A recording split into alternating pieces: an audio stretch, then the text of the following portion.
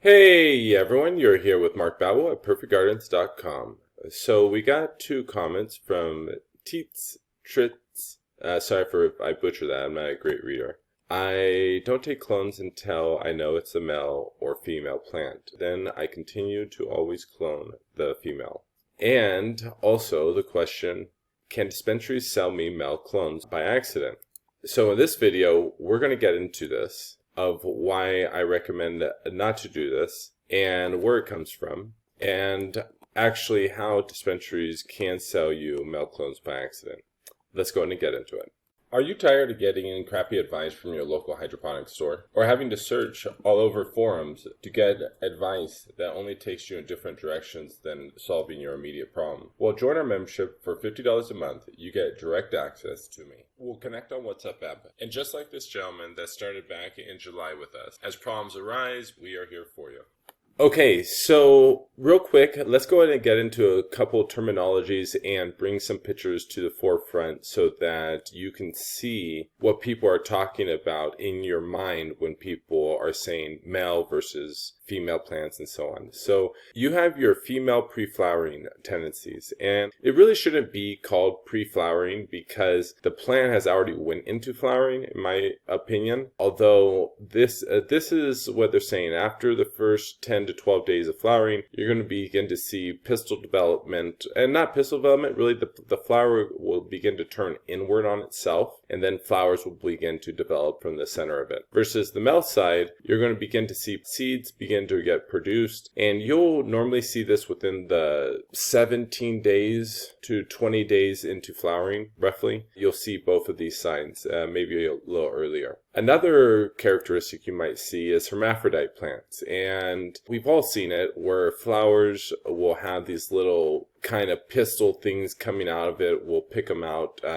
because it doesn't really look totally appealing, and those are hermaphrodite flowers. Then you have also something called Sinsemilla. For anyone out there that can help me remember what cannabis that has been seeded is called, I always reference it as Sinsemilla, and that's wrong. It's just because I was having a conversation 10 years ago with an old timer, and he referenced cannabis. Back in the 60s and 70s, you'd break open your weed, and there'd be all this seed mixed into there. And he referenced it as something. For some reason, I attached it to Sinsemilla, and I would love to remember what that terminology was. I haven't heard it in 10 years, and it was from an old timer, and obviously no one really gets seeded weed anymore. And I think it was a Mexican name. So if anyone can remember that, any of you old timers on the channel, please post below for my own curiosity. Okay, so now that we know what is a male plant versus female plant and hermaphrodite plant, and what we're looking for is really what this industry in many levels is looking for is a flower that doesn't have any seeds. Let's go ahead and now get into plant sexing methods, so that you can identify whether it's a male plant, a female plant, a hermaphrodite, hopefully earlier on, and so that you spend less time with that plant and risk the rest of your crop from getting seeds. So in the order I listed these methods below, I'm going from least invasive, least expensive, most reliable, to most expensive, most stressful, and not recommended.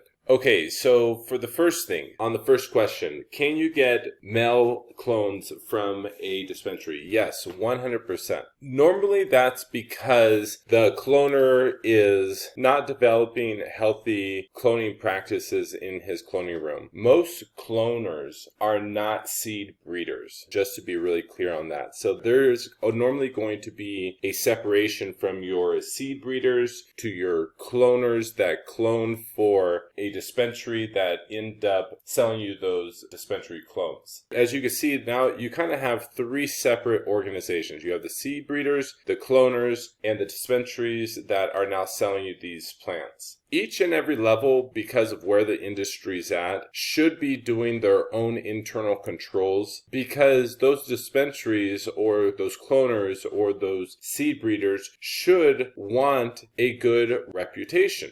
Although, because where the industry's at and the legality and regulations, they know that if they sell you something that's shit, you're not going to call anyone and complain. So it's really easy for them to have really low business practices, make a shitload of money really quickly, and then get out of the industry. That's actually 90% of where the industry is at right now. Is they are overnighters, they have a little bit of cash, they get in, they produce something, flood the market with shit, and then they get out of the industry with a few $1,000,000 and jump into another industry. I like to call those people con men or confidence men.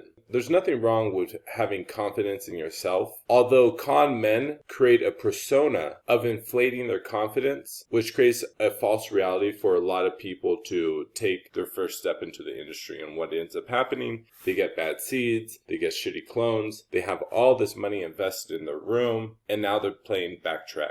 So that's why I listed number 1, get seeds from a reliable seed breeder. And you might be asking me, like, Mark, how do I know if this is a reliable seed breeder? First off, don't be afraid to email them and have a little bit of communication. I do understand where the industry's at. I do understand the legalities of the situation. But you also have to kind of realize that most 3-letter organizations are not going to bust someone for $100 worth of seeds being shipped to you. And I never recommend anyone to ever break the law. I'm just telling everyone that don't be afraid to communicate to these seed breeders before making a purchase. Ask them what their practices are. If they are not selling you seeds that came from a STS, feminized seed breeding practice, then I would hang up and call someone else or email someone else before you make those seed purchases. And that's a recommendation really going to anyone that wants to make a few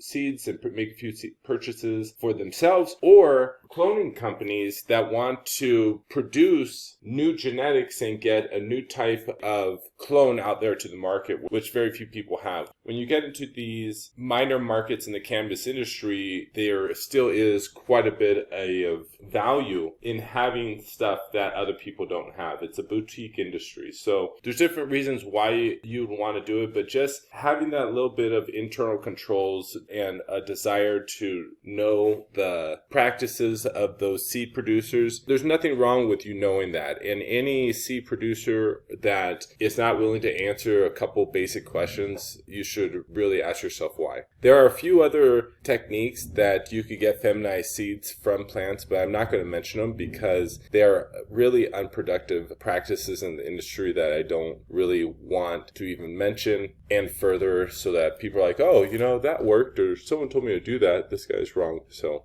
the next step is getting clones and sexing your plants. So what is this? This is where you have went through the process, you have popped a seed, the seed becomes a mother plant, you take clones off those, you then root those clones, you then flower your mother plant, and there's always a couple people out there that say, well, why don't you flower your clones? Why do you flower your mother plant? I think that's a personal preference. Me, if I have a mother plant, I would probably end up butchering that mother plant down to almost nothing, taking a shitload of clones so I can get into production fairly quickly. And then I would put the mother plant into flowering, not to the desire to produce any flower, but just to see whether it's a male plant or female plant, to see if I have these 20 or 50 clones that I just took off this mother plant ready to go in production. The reason why I list this as number 2 is because, once again, it's really inexpensive to grow one plant to get 20 or 30 clones off of 1 or 2 plants that you're growing as mother plants. Really initially just trying to identify the sex on the plant. And then when you figure out whether it's a male or female, you now have these clones that are exact replicas of these mother plant. So remember, guys, when you take a clone from a mother plant, that new clone is actually the same age. So remember that is you continue to keep cloning off new clones, which is 100% fine. I have taken clones from the same genetic plant hundreds of times. When we were in the big mushroom farm, it was all a closed loop operation. You know, that was one of the most significant things we had to get control over initially from the get-go, and our early realization that every single time we left the facility coming in and out, that was traffic. And we had a bare bones facility. This facility was shut down for 10 years because it was an old mushroom farm. It was originally a Japanese concentration camp that got converted into a mushroom farm for 50 years, then that got shut down. Then we converted it into the largest indoor cannabis grow facility that still at this point is the largest indoor grow facility in the black market that was ever discovered in the state of California. Before the turn of the market, there's much larger facilities now, but at that time it was on record still the largest. But my point to this is that this was the turning point of that operation, was making sure that our genetics that we were producing continued to keep being cloned over and over and over, so we weren't bringing in new genetics, because every time we brought in new genetics to the grow room, we always had a problem, whether it was mold or spider mites or bugs that started to contaminate things. And it wasn't until we just totally controlled that process did our operation really take off. But you have to think about that. You're running 4 years, running the same genetics, being very careful when bringing in new genetics to the room. Right when we clone, we're taking the clones off of the plants that are vegging a week before they're going into flowering.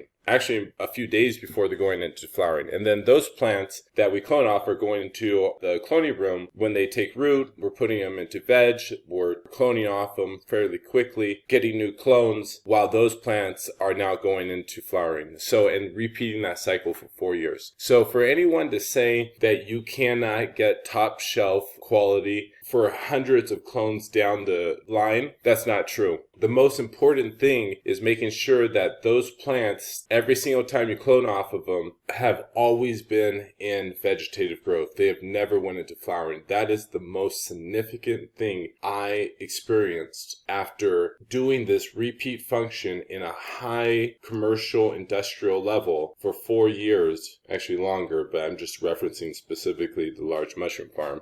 For 4 years, redoing it, I never, ever, a single time, ever had a problem. The only times I ever had a problem was when I took clones off of mother plants that went into flowering and then were brought back into veg, retaking clones. That's the only time. As if you are taking clones from plants that have always been in veg and never went into flowering, you will not have a problem. Obviously, you have to take care of bug problems, mold problems. If you're taking dirty clones that have bug problems and mold problems and recloning them, you're only going to destroy your cloning operation, which, once again, once you contaminate certain rooms and it creates an infestation or mold environments, everything starts to degrade and fall apart. So it's important when you're going through this to just try to be as clean as possible. Don't be ridiculous, but have some healthy growing practices. The third step, now we're getting into a little bit more expensive, is taking a hole punch and sending your tissue culture, or just a small portion of the leaf, over into a lab. They can test the DNA of the plant, and they will let you know whether it's a male plant or female plant. This is not really practical when growing thousands of plants, although as you go from a unregulated industry to a more regulated industry, regulated industries might require more lab testing, more scrutinized processing through what you're doing. So these simpler steps of cloning and sexing and having more control over what you're doing might not even be allowed. Who knows where the industry goes. The fourth thing is early visual detection. I shot a video a couple months ago, earlier last year actually, where I'm predicting a male plant versus female plant. Over 10 to 12 years now of growing cannabis predominantly in my life, I have noticed small things, just through the repetition of seeing literally millions of cannabis plants grown. I just see certain things. I'm like, hey, that's kind of funny. I've seen that before. I've been wrong tons of times. But as I get older, I get less intense on being right, and I try to just see other aspects, and I'm okay with being wrong. Very okay with being wrong. But these early visual detections is basically, old timers, they say, well, if you do this, I swear, you do this, this is going to happen. It's just stuff like that. It's not really the best way of doing it. And the reason why I put it as number 4, and remember as we come up here from least invasive, least expensive, most reliable to most expensive, why is this one more expensive than a hole punch? Is because if you're wrong, you just seeded your whole crop. And it happens year after year after year. You're growing big scale and you think you're going to make all this money, but then you don't have the proper amount of employees working, and one male plant pops up and it pollinates everything. And then it turns your top shelf outdoor flower from $1,200 a pound down to $500 a pound and practically unsellable. So that's why I put this one, early visual detection, as possibly more expensive, because if you don't do it properly and you don't have the right amount of people in your operation, you could totally devastate your return on investment. The 5th one is blue light sexing. Basically what this is I believe it's like 6600 Kelvin, if I remember straight. It's a very specific blue light. It could also just be T5 bulbs, where if you put the plants under a 24-hour cycle or an 18-hour on, 6-hour on cycle under that specific light long enough, the plant will begin to go into flowering. Just slightly, but it's still in veg, but it's also slightly starting to show its characteristics of flowering. Like I said, I don't recommend these because right when you start to go into the flowering cycle, it's changing the hormones of the plant. And when the plants go from female back into male, which now we're answering the first question over here, is this gentleman takes his clones after he identifies whether it's a male or a female. And the only way he's doing that is when the plant goes into a flower. It's already changed its hormones. And what's going to happen is the plant's going to go through a huge freak out. And so by this point, remember, you're taking the exact genetics from the age of when you take the plant. So even if it reverts back into veg, it has a genetic code marker. And that's my belief structure. That's what I think. It has a genetic code structure where it remembers the traumatic event of its life. And so for something internally in itself, and I've witnessed this over the years, that these plants that are cloned off of these, they just become weaker genetics as you go further and further down the line. And each and every time, and I'd love to get your guys' opinion on this, every single time I get clones from plants that were female or that went into flowering that were reverted back, I always deal with the problem. Mold, spider mites, gnats. Even if the flower is super bomb, which normally is the reason why people try to do this, is because they start flowering and they recognize how amazing the flower is and they're like, oh man, I need to save this genetics. At this point, just let it go. Just stay present. Just don't try to go in the past. Don't live in regret. That's what I recommend people do. The next thing is method au naturel. And this is when 2.5, 3 weeks into flowering, more closer to 3 weeks, they begin to start to show their sex, whether they're female or male. When they begin to show their sex, you roughly have 72 hours to pull those plants before the pollen sacs open up and pollen begins to float around in your growing environment. So, like I said, from least invasive, least expensive, most reliable, most expensive, most stressful, and not recommended. So like I said right here, this is very stressful. If you have only a couple plants, no big deal. But if you have hundreds, thousands, acres of plants growing, and you start to rely on these other methods down here, it becomes a very stressful experience, and it can become some of the most expensive decisions you ever make. Because remember, you don't know if this market's going to have its inflated value next year, because as we allow for more regulatory process, it allows for these operations to get bigger and more centralized, and through that process you have more stable supply, which hopefully it could reduce or increase demand, which there's a huge fluctuation in the evaluation of the market and the price per gram and price per pound and so on. The very last technique is light cycle manipulation. This is where you send your plants into flowering and then you put them back into veg. I never recommend this. I never recommend you sell clones to people where you did this. Like, any people that do this, you're just screwing your friend. Like, you really are. You're screwing your friend. You're screwing the new people in the industry that are excited and enthusiastic to be part of this industry. And in some level in their mind, they've created a story where they might be able to make some extra income and change their life. And so they take the last bit of savings they have and they invest it in these grow rooms that are pretty freaking expensive. So any of you guys out there that are thinking about getting into seed breeding and you want to get into the more commercial, industrial, legal side of this industry, bro, I highly recommend you establish your core values and don't be a piece of shit to the industry. There's enough piece of shit people in most industries, and being trustworthy and reliable now, especially now where the industry's at, is really the only thing you have to do to create a successful business. That's kind of great for everyone that wants to get into the industry, although it's also kind of sad because this is a multi-billion-dollar industry. People are still in prison for smoking a joint.